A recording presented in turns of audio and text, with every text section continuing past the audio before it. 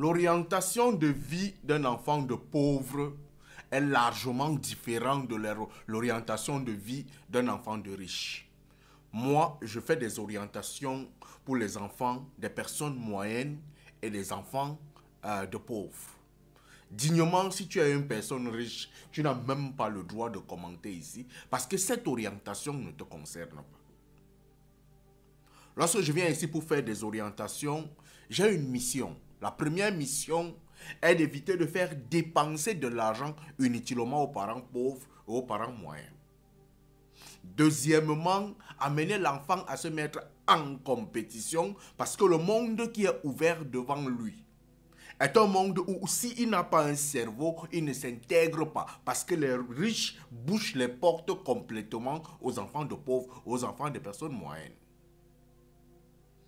Troisième des choses, dire à l'enfant d'un pauvre que tu es capable. Voilà les trois éléments sur lesquels je me base lorsque je fais mes vidéos. Je peux venir ici, je vous montre un cursus scolaire qui est largement bête et très stupide. Ce cursus scolaire est bête et stupide pour l'enfant de pauvre.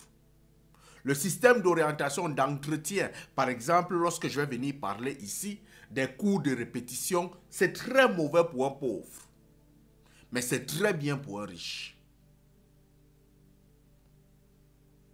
Le choix d'une université où on va dépenser 2 millions, pour un riche, c'est normal. Pour un pauvre, c'est très mauvais. Prendre les répétiteurs pour un enfant de pauvre, c'est très mauvais. Pour un riche, c'est normal. L'enfant de riche en premier, lorsque son père le met au monde, il a commencé à la prêter pour un héritage. Il a commencé à la prêter pour pouvoir prendre un service. Par exemple, un enfant de riche, lorsqu'il part à l'université de médecine, il ne part pas pour pouvoir travailler comme médecin. Il ne part pas à l'université de pharmacie pour pouvoir travailler comme pharmacien. Il part parce que son père a déjà un projet de pouvoir ouvrir l'hôpital pour lui. Son père a déjà un projet de pouvoir ouvrir une pharmacie pour lui. Toi, l'enfant de pauvre, c'est différent. Tu y vas parce que tu cherches à travailler comme médecin afin de nourrir ta famille. Alors, lorsque tu vas aller à l'école, toi l'enfant de pauvre, tu ne vas pas à l'école comme l'enfant de riche. L'enfant de riche peut acheter son diplôme de médecine. Il peut l'acheter parce qu'il sait qu'il ne va jamais exercer comme médecin. Il veut juste un document pour ouvrir un hôpital. C'est très différent. Toi, l'enfant de pauvre, tu dois être compétent. Et pour pouvoir être compétent, il faudrait que ton cerveau puisse travailler dignement. Et ce travail, pour qu'il puisse véritablement être confortable, normal, il faudrait que tu passes par des épreuves difficiles. Des épreuves où tu mets véritablement ton cerveau au travail. Il ne faudrait pas que ce soit facilité, peut-être par un répétiteur, par ceci, par cela. Il faudrait que ce soit un combat permanent où tu devrais véritablement te surpasser.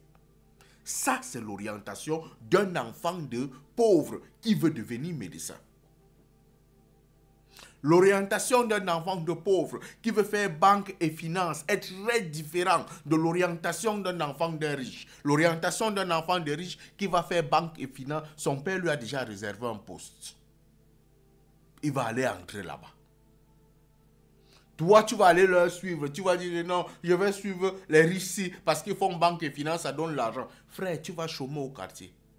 Lui, quand il finit là, son père l'a déjà introduit en banque. Il l'a même envoyé à l'école de banque pour qu'il puisse sortir et gérer son argent. Toi, tu vas à l'école de banque parce que tu aimerais enrichir ta famille. C'est différent de ton orientation. Donc moi, je comprends directement les gens qui viennent commenter sous mes vidéos parce qu'ils ne peuvent pas comprendre la philosophie de mes vidéos. Quand tu es un enfant de pauvre, tu peux le comprendre. Quand tu es un enfant de riche, tu peux le comprendre. Les pauvres ne doivent pas copier les riches, mais ils doivent se battre à ce que leurs enfants deviennent des riches. Et pour que leurs enfants deviennent des riches, il y a un processus qu'il faudrait suivre. Ce n'est pas le processus de riche où tu vas te lever, tu vas envoyer ton enfant dans une grande école. Pour que ton enfant entre dans une école digne de riches, il peut entrer là-bas, on le nomme. Il finit l'école. Peut-être l'école normale de magistrature. Il finit chef de district toute sa vie. Parce que c'est un enfant de pauvre. Il a même réussi à faire le concours. Il a entré, mais il finit chef de district. Toute sa vie. Il faudrait canaliser l'orientation d'un enfant.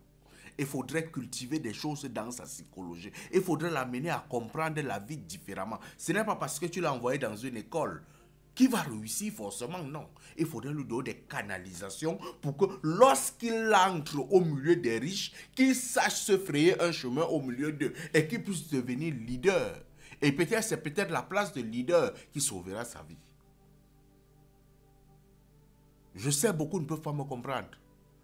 Beaucoup ne peuvent pas comprendre. Beaucoup ne peuvent véritablement pas assimiler ma philosophie.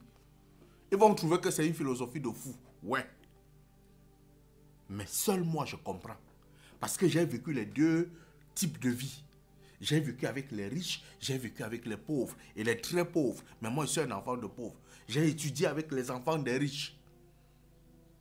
Et je comprends le circuit, le mode de vie, la canalisation. Ne choisissez pas des formations et des directions pour vos enfants quand vous connaissez que vous n'avez pas la compétence qui va avec. Sinon, ils vont échouer. Donnez-leur une éducation et une orientation qui va leur permettre de dépasser tout type de barrières avec leur cerveau, leurs compétences et leurs idées. Allume ton cerveau, mon frère.